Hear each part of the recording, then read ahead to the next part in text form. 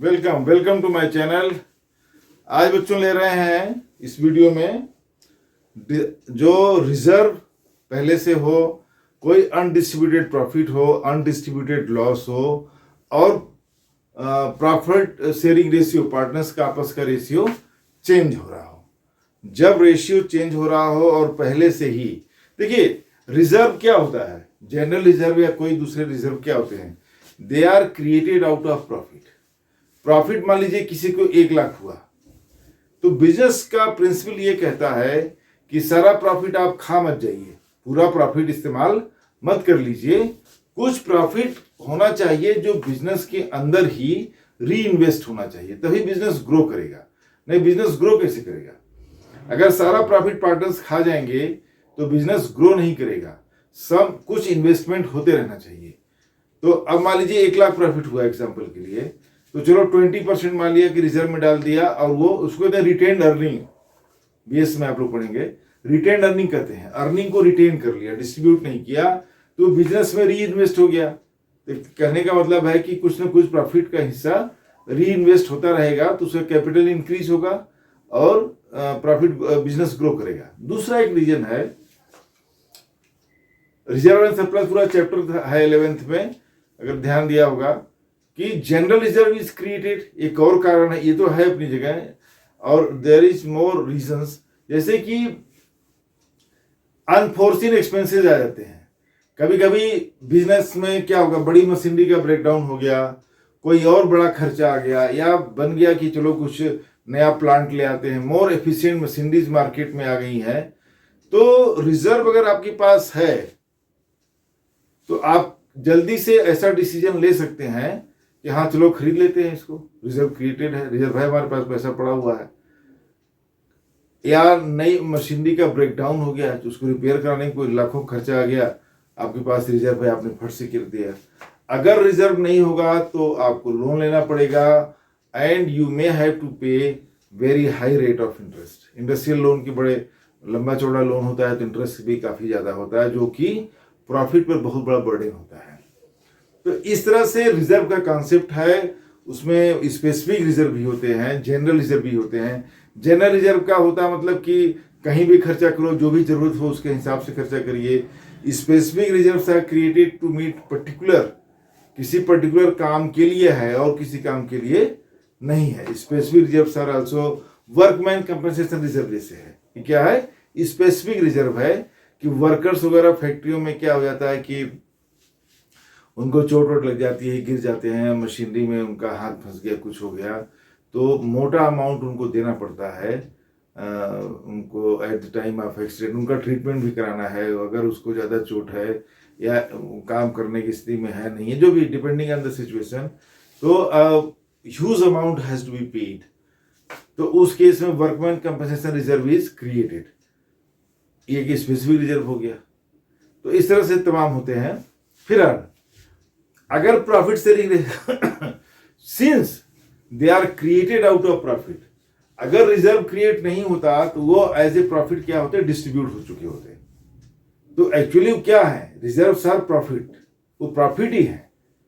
तो थोड़ा सा प्रॉफिट का एक हिस्सा बचा के रख लिया गया, रिटर्न अर्निंग कर लिया गया, तो ये है प्रॉफिट ही। तो प्रॉफिट है तो क्या होगा, इनको वापस मिलना चाहिए उनके पार्टनर्स को, जाहिर सी बात है। तो इसलिए उनको वापस आएगा। लेकिन अगर कोई अक्यूमुलेटेड लॉस, अक्यूमुलेटेड मतलब इकट्ठा हुआ, कोई लॉन्ग टर्म लॉस भी है, अक्यूमुलेटेड लॉस है, तो वो माइनस भी होगा उनके कैपिटल से, राइट। जैसे एडवर्टीजमेंट सस्पेंस अकाउंट है, मिसलेनियस एक्सपेंसेस है।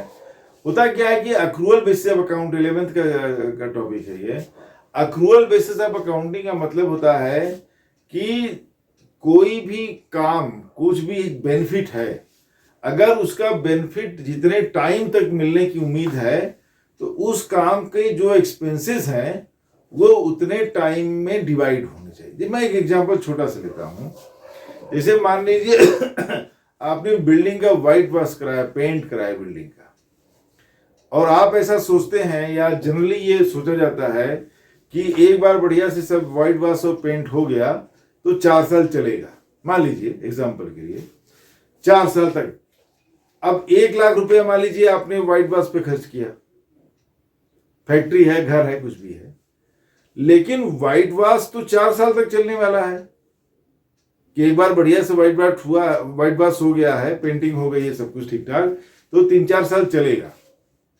तो जब व्हाइट वाश का बेनिफिट आपको 4 साल मिल रहा है, तो उसका एक्सपेंस एक पर्टिकुलर 1 साल में क्यों डाला जाए? इसी तरह से एडवर्टीजमेंट एक्सपेंसेस हैं, आपने एडवर्टाइज किया अपने बिजनेस का, उसका बेनिफिट या उसके बेसिस पे कस्टमर तो कई सालों तक आएंगे, तो उसका खर्चा 1 ही साल क्यों? That is called accrual basis of accounting. जैसे एग्जांपल के लिए मैंने व्हाइट वाश लिया, तो 4 साल तक अगर व्हाइट वाश रहने वाला है और आपका घर चमकेगा 4 साल तक, उसके बाद फिर व्हाइट वाश की जरूरत पड़ेगी, तो अमाउंट को 4 साल में डिवाइड करेंगे। मान लो 1 लाख है, तो 4 साल में डिवाइड करके 25,000 ईच, 4 साल में धीरे धीरे 25,000 25,000 25,000 प्रॉफिट एंड लॉस अकाउंट में डेबिट करते जाएंगे।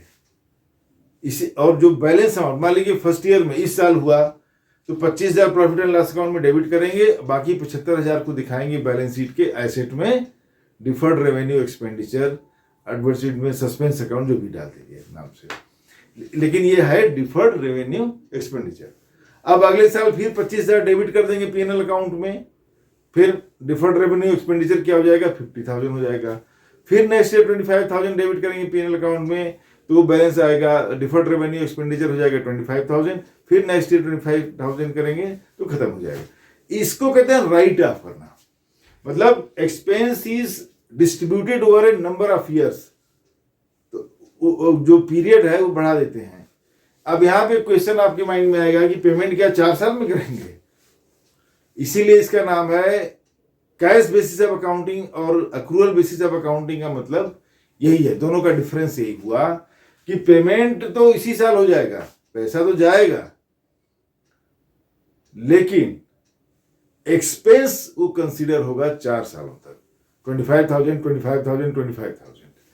तो पीएनएल अकाउंट में अगर आप 1 लाख इस साल डेबिट कर देंगे, तो इस साल तो बड़ा लॉस हो जाएगा आपका, लेकिन बाकी 3 साल क्या होगा? 0 रहेगा। तो आप पेंटिंग का या एडवर्टीजमेंट का बेनिफिट तो ले रहे हैं, लेकिन एक्सपेंडिचर आपका 0 दिखाएगा, और 1 साल में ही सारा एक्सपेंडिचर आपने डाल दिया। तो इसीलिए कहते हैं कि expenditure should be evenly distributed over the period of time, जब तक का उसका बेनिफिट मिलने वाला है। इसी कहते हैं डिफर्ड रेवेन्यू एक्सपेंडिचर। अब क्या है कि प्रॉफिट शेयरिंग रेशियो चेंज हो रहा है तो सब कुछ अब निपटाना है, सारा कुछ फाइनलाइज करना है, कुछ बचा हुआ छोड़ना नहीं है। इसीलिए कहते हैं कि treatment of reserve and accumulated profit and losses, right. देखिए इसमें सॉरी क्वेश्चन मैंने लिया हुआ है, XYZ sharing profit and losses in the ratio of 5:3:2. They decide to share future profit and losses in the ratio of 2:3:5 with effect from 1st April 19. They also decide to record the effect of the following accumulated profit and losses reserve without affecting their book values in passing a single entry. देखिए अब इसमें general reserve है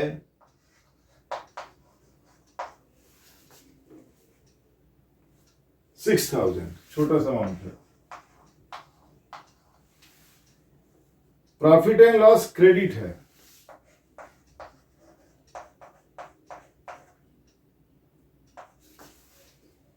24,000।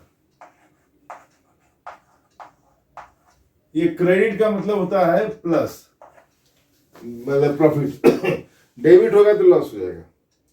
और advertisement suspense account है 12,000। Advertisement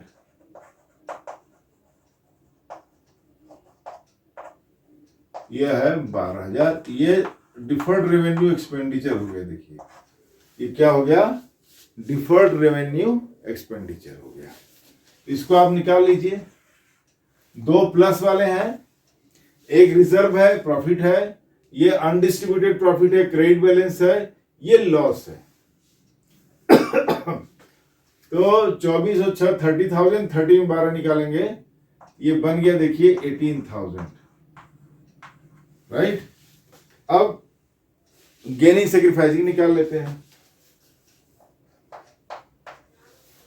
चलिए इधर निकाल लेते हैं। सॉरी, एक्स है इसमें 532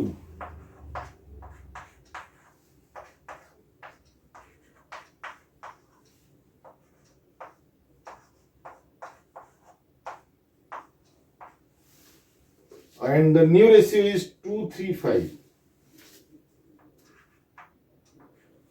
235 अच्छा वो 10 ही हो जाएगा। 2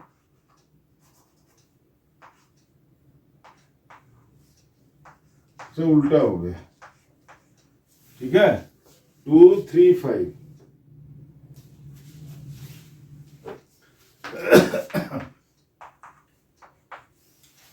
अब 10 10 कोई दिक्कत नहीं। 5 - 2 3/10, 3 - 10 0/10 और 2 - 5 -3/10। तो Z is gainer, X is sacrificing. ये देखिए सेक्रीफाइसिंग है, तो ये क्या कर रहा है, गेनर है, ठीक है जी। तो ये 3/10 से सेक्रीफाइस कर रहा है और ये 3/10 से Z गेन कर रहा है, राइट। तो पहले निकाल लीजिए 3/10 18,000 इंटू 3/10, ठीक है जी। इसको 1 0 से कर दीजिए, ये होगा 1800। 18 3 जा 54 और 2 0 लगा देंगे, 5400 का डिफरेंस आएगा, राइट। अब एंट्री पास कर देते हैं, Z is gainer and X is sacrificing partner. तो gainer's capital account is debited, sacrificing partner's capital account is credited. तो Z capital account debit 5400 to X capital account credit 5400। ये single entry पास हो जाएगी। इधर से देख लीजिए, जनरल रिजर्व था 6000, प्रॉफिट एंड लॉस में क्रेडिट बैलेंस है, प्लस बैलेंस है 24000 और एडवर्टीजमेंट सस्पेंस अकाउंट है, लॉस है 12000 का। तो नेट अमाउंट पहले निकाल लीजिए, प्लस प्लस और माइनस एडजस्ट करके दोनों प्लस जाएंगे, माइनस हो गया 18000। फिर गेनिंग सेक्रीफाइसिंग रेशियो निकाल लीजिए, ये 3/10 का सेक्रीफाइसिंग है, ये 3/10 का गेनर है।